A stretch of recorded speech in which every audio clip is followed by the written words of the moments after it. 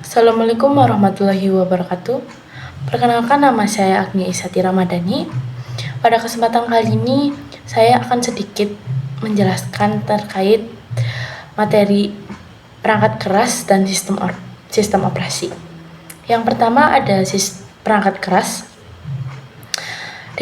Definisi hardware atau perangkat keras adalah seluruh komponen fisik dari sebuah sistem komputer atau perangkat teknologi yang dapat dilihat, diraba, dan disentuh secara langsung. Klasifikasikan berdasarkan fungsinya. Yang pertama ada perangkat masukan, digunakan untuk memasukkan data atau perintah ke komputer. Yang kedua ada perangkat pemrosesan, berfungsi mengolah data, contohnya CPU dan RAM. Yang ketiga ada perangkat keluaran, menampilkan hasil pengolah data seperti monitor, printer, dan speaker. Yang keempat ada perangkat penyimpanan, menyimpan data seperti hard disk, flash disk, dan CD. Terus ada juga cara kerja hardware.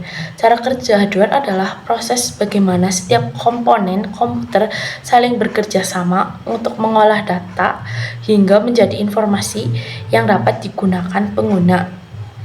Yang pertama yaitu ada input, masukan. Pengguna memasukkan data atau perintah melalui perangkat masukan seperti keyboard, mouse, scanner, atau mikrofon. Data yang dimasukkan dapat berupa teks, gambar, suara, maupun perintah. Yang kedua ada processing, pemrosesan. Data yang diterima kemudian diproses oleh CPU. CPU menjalankan interaksi dari program, melakukan perhitungan, serta mengolah data menjadi informasi. Selama proses ini, RAM menyimpan data sementara agar proses berjalan lebih cepat. Yang ketiga ada penyimpanan. Setelah diproses, data dapat disimpan pada media penyimpanan. Penyimpanan sementara yang dilakukan di RAM, sedangkan penyimpanan jangka panjang menggunakan SSD, flash disk, atau media penyimpanan lainnya. Yang keempat ada output. Hasil pengelolaan data kemudian ditampilkan melalui perangkat keluaran seperti monitor, printer, atau speaker. Dengan demikian penggunaan data dapat dilihat, mendengar, atau mencetak hasil yang telah diproses.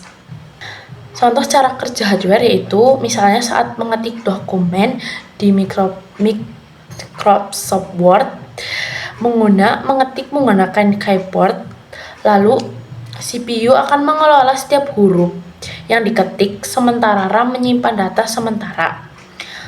Terus juga dokumen disimpan ke SSD atau strong. Terus tulisan ditampilkan pada monitor dan jika dicetak akan keluar melalui printer.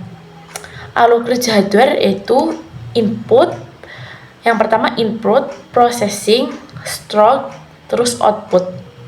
Ada juga komponen utama pada hardware. Yang pertama ada prosesor, yaitu otak komputer yang mengelola semua instruksi. Yang kedua ada motherboard, papan utama tempat seluruh komponen terhubung. Yang ketiga ada RAM, menyimpan data sementara saat komputer bekerja. Yang keempat ada ROM, menyimpan program dasar komputer. Yang kelima ada hard disk, media penyimpanan permanen berkapasitas besar. Yang keenam ada SSD, penyimpanan permanen dengan kecepatan lebih tinggi dibanding hard disk. Terus yang ketujuh ada power supply atau PSU, mengubah arus listrik menjadi daya yang dibutuhkan komputer. Yang ke-8 ada FGA atau GPU, mengolah tampilan grafis. Yang terakhir ada cooling fan atau hard disk, yaitu mendinginkan komponen agar tidak mengalami panas berlebihan. Ada juga fungsi perangkat keras, yaitu yang pertama ada menerima data dari pengguna, mengolah data menjadi informasi, menyimpan data sementara maupun permanen, menampilkan hasil pengolah data, menghubungkan komputer dengan perangkat lain atau jaringan. Terus juga ada jenis-jenis hardware berdasarkan letaknya, yaitu ada hardware internal dan eksternal. Yang internal itu terletak di dalam casing komputer, contohnya seperti prosesor, motherboard, RAM, SSD, dan power supply. Terus juga ada hardware eksternal. Ada juga karakteristik hardware. Yang pertama, berwujud fisik, dapat disentuh, membutuhkan software agar dapat berfungsi, membutuhkan listrik sebagai sumber daya, memiliki masa paket tertentu.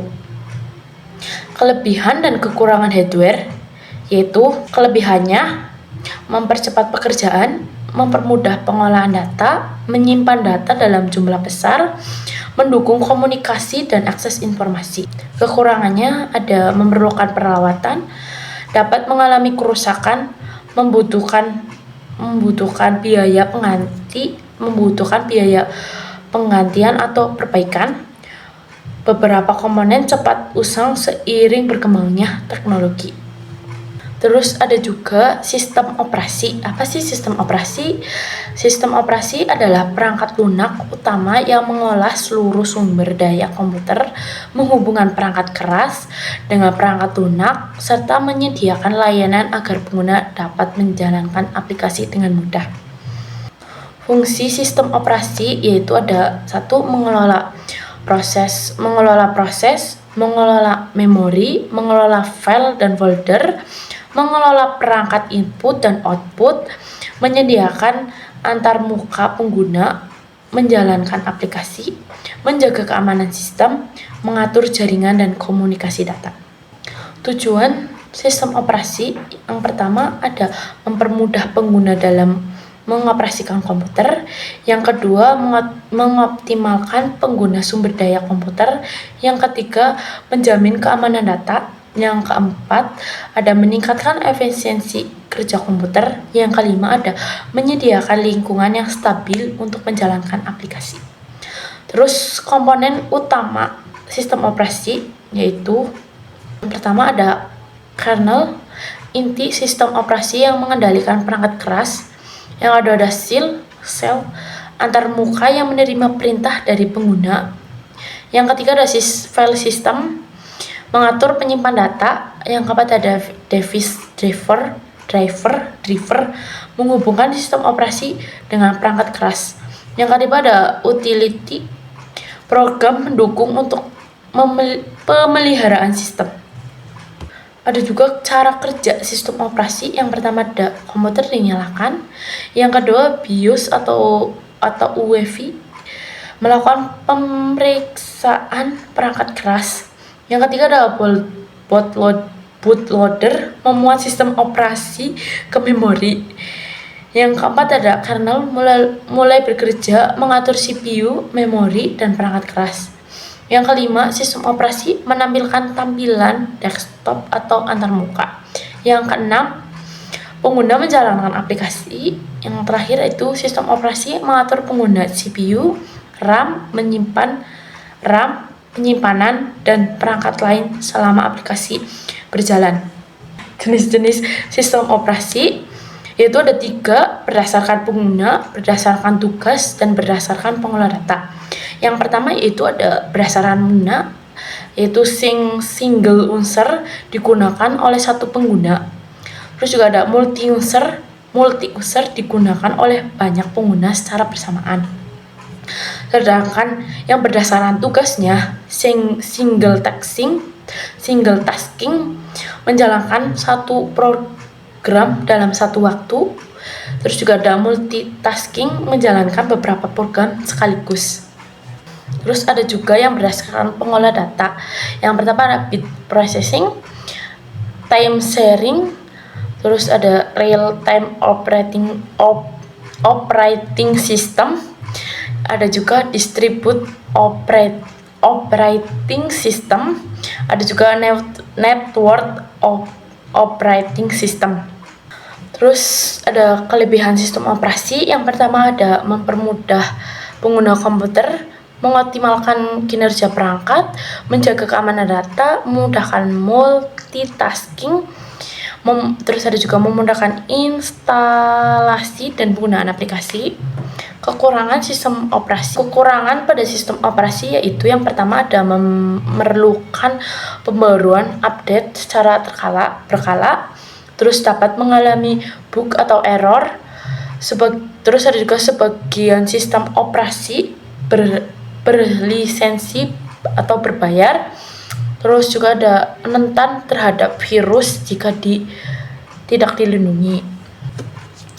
Terus yang terakhir ada manfaat sistem operasi. Yang pertama ada mempermudah pengoperasian komputer, mengelola seluruh perangkat keras dan perangkat lunak, menjamin keamanan kestabilan sistem, meningkatkan efisiensi kerja pengguna. Yang terakhir ada memungkinkan pengguna berbagai aplikasi secara bersamaan. Cukup sekian dari saya. Mohon maaf bila ada salah kata dari awal sampai akhir. Terima kasih. Wassalamualaikum warahmatullahi wabarakatuh.